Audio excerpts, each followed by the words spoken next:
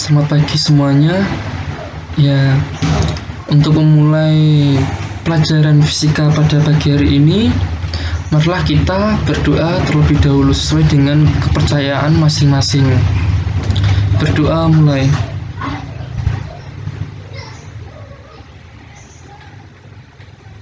Selesai. Nah, pembelajaran fisika pada pagi hari ini kita belajar tentang kinematika gerak lurus ya. Kinematika merupakan salah satu cabang ilmu mekanika yang mempelajari tentang gerak benda tanpa memperhatikan penyebabnya. Misalnya ada benda yang didorong dengan sekian Newton dengan gerak lurus. Nah, kita tidak mempelajari tentang Newtonnya itu, kita nggak melihat berapa sekian gayanya, beratnya, kita nggak melihat itu. Jadi kita hanya memperhatikan tentang gerakan benda tersebut. Di kinematika gerak lurus ini kita akan belajar 4 hal ini ya. Yang pertama kita belajar tentang posisi, jarak, perpindahan, kecepatan, kelajuan, dan percepatan. Yang kedua, kita belajar tentang gerak lurus beraturan atau GLB. Yang ketiga, kita belajar tentang gerak lurus berubah beraturan atau GLBB. Dan yang terakhir, kita belajar gerak jatuh bebas atau GJB dan gerak vertikal ke atas atau GVA.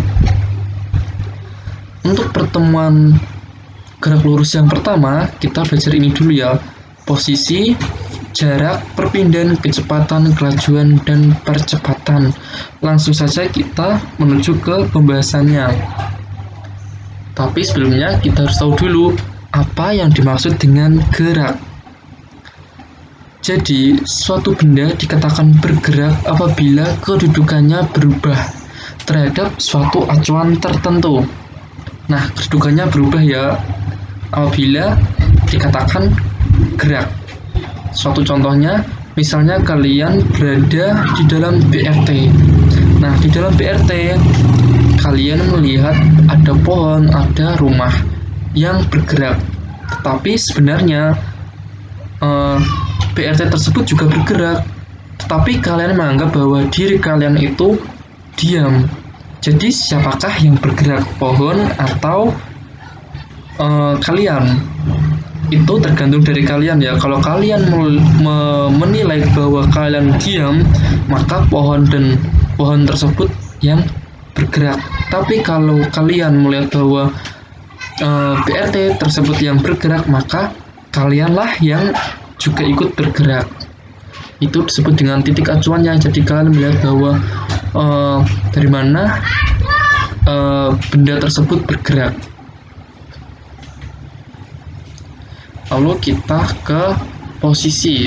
Posisi ini disimbolkan dengan X. Posisi merupakan letak suatu benda pada waktu tertentu terhadap suatu acuan tertentu dalam suatu koordinat.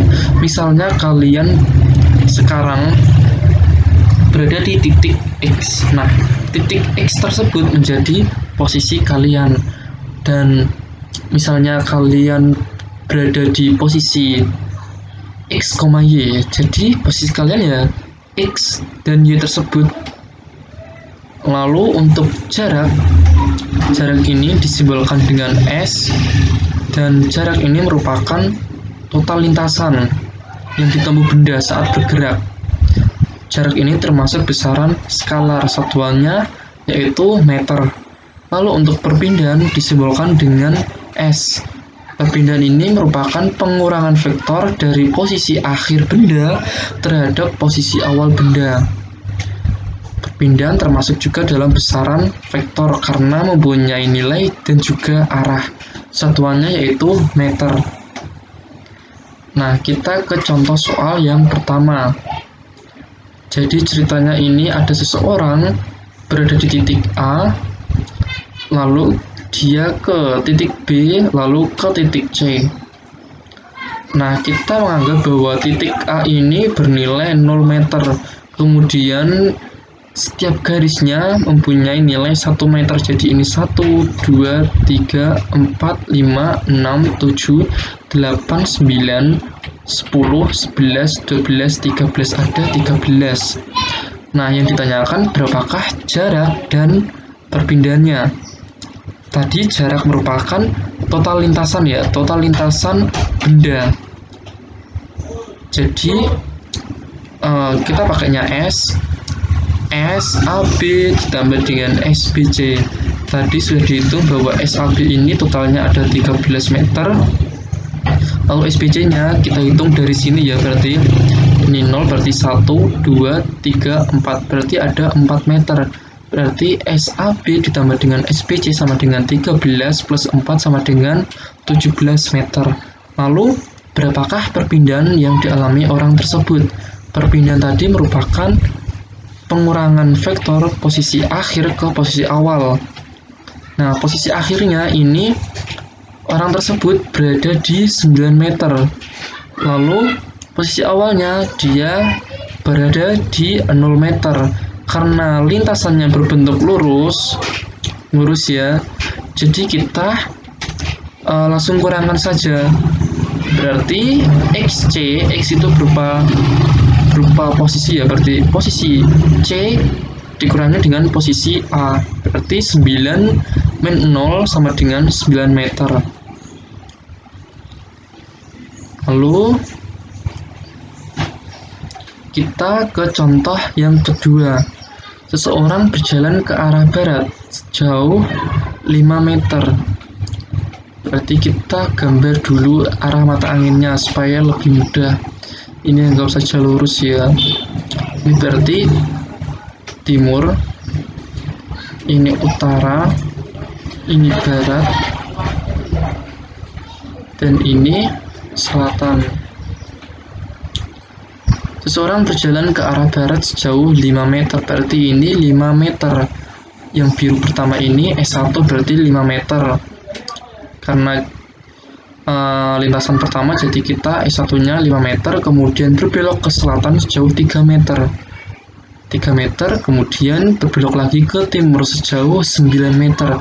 Berarti yang timur ini yang warna kuning ya, berarti 9 meter. Jadi, berapakah jarak dan perpindahannya?